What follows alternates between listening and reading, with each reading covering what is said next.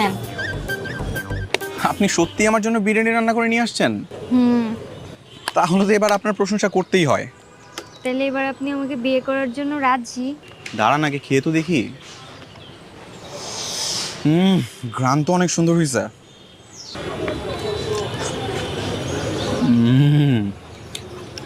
অনেক মজা হয়েছে, অনেক মজা হয়েছে।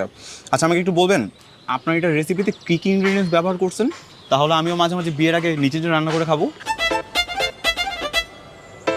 ওই প্রথমে পানি দিলাম, তারপর তারপর তারপর তেল দিলাম। পানির মধ্যেই তেল দিয়ে দিলেন? হুম, পানির মধ্যেই দিলাম। রসুন, পেঁয়াজ, মরিচ, চাল এগুলো কই গেল? ওগুলোও দিলাম। সব কিছু একে একে দিয়ে তারপর রান্না করলাম। আমি আবার একটু অন্যরকম রান্না করি তো।